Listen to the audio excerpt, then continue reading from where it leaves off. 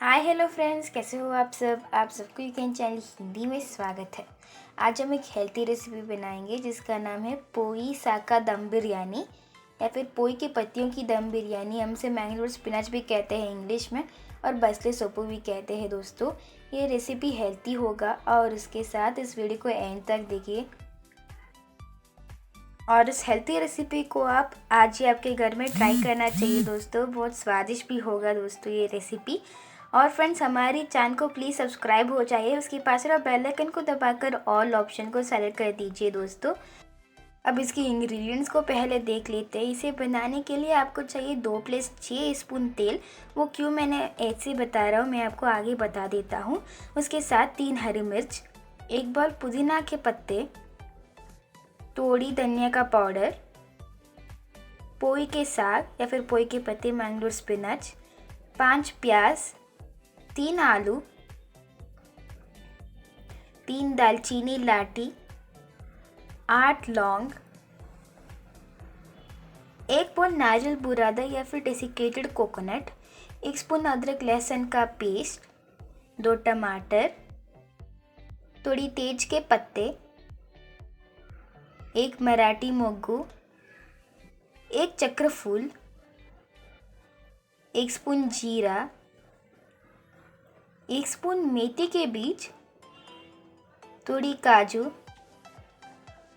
मेथी के पत्ते, 1 स्पून लाल मिर्च का पाउडर, 1 स्पून गरम मसाला, स्वाद के अनुसार नमक, थोड़ी हल्दी का पाउडर, थोड़ी किशमिश, और उसके साथ मैंने आधा केजी चावल को भी पका कर लिया हूँ।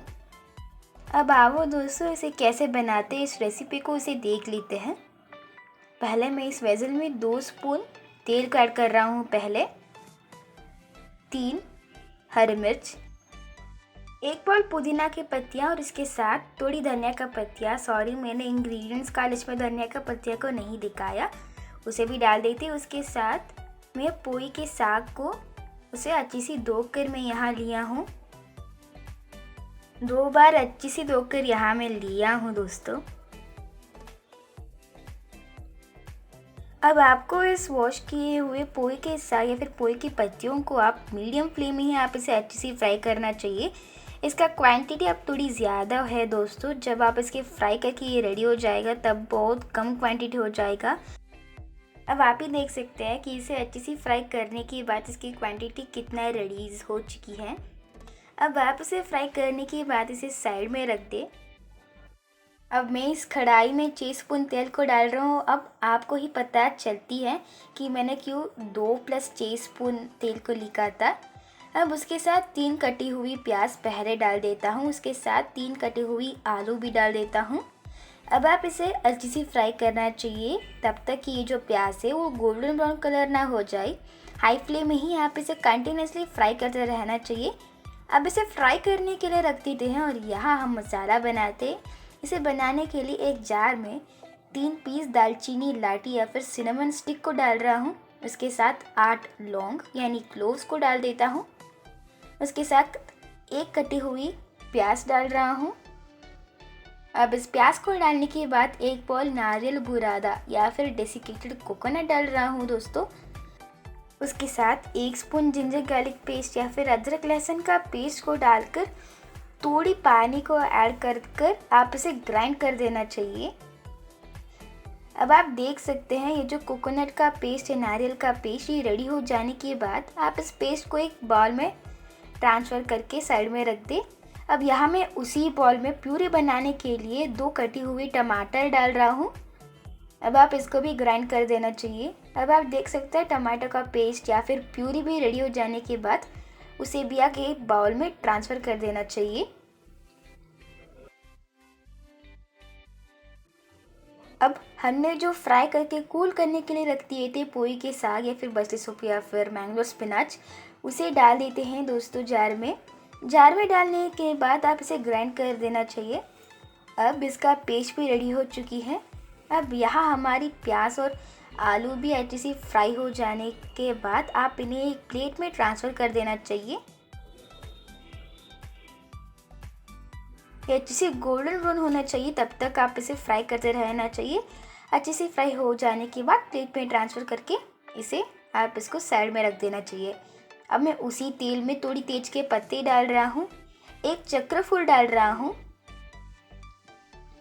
एक Marathi muggu, 1 spoon cumin seeds यानी जीरा, उसके साथ 1 स्पून सौंफ के बीज में, इसको भी मैंने इंग्रेडिएंट्स का लिस्ट में मेंशन नहीं किया।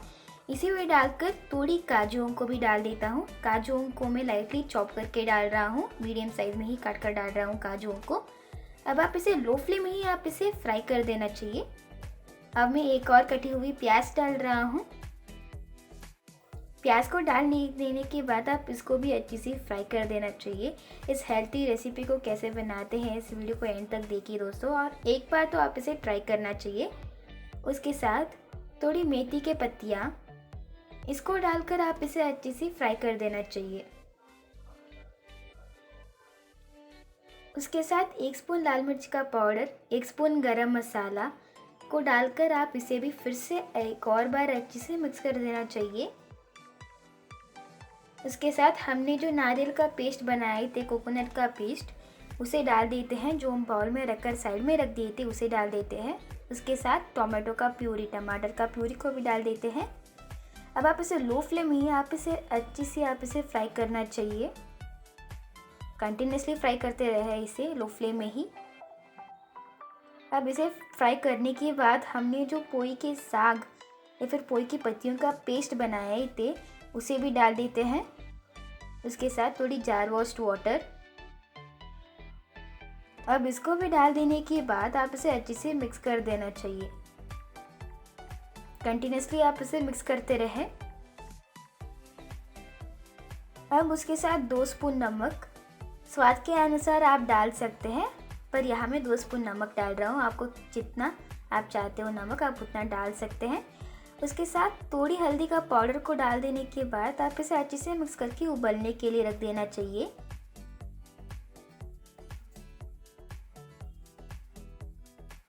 अच्छे से आप इसे मिक्स करें। अभी उबल जाने के बाद इसमें थोड़ी मसाला को मैं एक बाउल में रखकर इसे साइड में रख देता हूँ।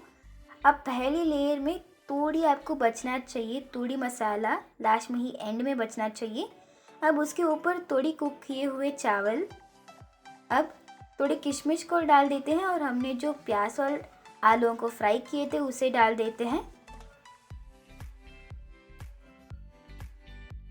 अब इसे डालने के बाद थोड़ी धनिया का पत्तियाँ को भी डाल देता हूँ, चॉप किए हुए धनिया का पत्तियाँ। उसके साथ 1 स्पून घी डाल रहा हूँ। अब उसके ऊपर एक और लेयर कुक किए हुए चावल को डाल रहा हूँ। जो मैं आधा किलो चावल को पका लिया था उसे भी मैं एक लेयर में डालता जा रहा हूँ दोस्तों। उसके साथ थोड़े किशमिश और हमने जो फ्राई किए थे प्याज और आलू उसको डालकर आप इसे ऐसे स्प्रेड करके उसके ऊपर थोड़ी धनिया का पत्तियों को डाल रहा हूँ। अब उसके ऊपर हमने जो साइड में रख दिए थे थोड़ी मसाला को लेकर एक बाउल में ट्रांसफ़र करके जो हम साइड में रख दिए थे उसे डाल देते हैं। इस लेयर में डालकर पूरा कवर करने के बाद उसके ऊपर 1 स्पून घी डाल रहा हूँ। अब फिर से इसे मैं पकाया हुआ चावल से ऐसे डाल रहा हूँ। अब उसके ऊपर एंड में लास्ट लेयर है जो है, और जो एक्स्ट्रा मसाला बचा था जो हम बाउल में ट्रांसफ़र किए थे उसे डालकर उसके ऊपर थोड़ी किशमिश को डालकर थोड़ी हमने जो फ्राई किए थे प्याज और आलू उसको भी डाल देता हूँ। इसके ऊपर थोड़ी धनिया का पत्तियाँ को डाल रहा हूँ,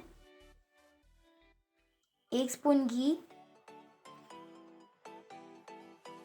अब इस कढ़ाई को साइड में रख देता हूँ। अब मैं एक तवा को प्लेस कर रहा हूँ क्योंकि हम दम बिरयानी जो बना रहे हैं। इस तवा को डालने के बाद इस कढ़ाई को इस तवा के ऊपर डालकर आप इसकी ढक्कन को क्लोज़ करके 10 मिनट लो फ्लेम में ही पकाना चाहिए। और 10 मिनट हो जाने के बाद ये रेसिपी रेडी हो चुकी है दोस्तों।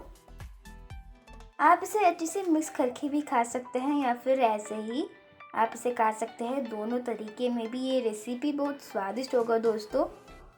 और आप इस रेसिपी को यहाँ तक देखे हैं इसलिए धन्यवाद दोस्तों। हमें ऐसे ही सपोर्ट करते रहें और हमारे चैनल को प्लीज़ सब्सक्राइब होकर पास रहा बेल आइकन को दबाकर ऑल ऑप्शन को सेलेक्ट कर दीजिए दोस्तों। और दोस्तों आप हमारी रेसिपीज़ को कन्नड़ा में भी देख सकते हैं, इसलिए मैं आपको नीचे डिस्क्रिप्शन बॉक्स में लिंक दिया हूँ, आप वहाँ जाकर देख सकते हैं। और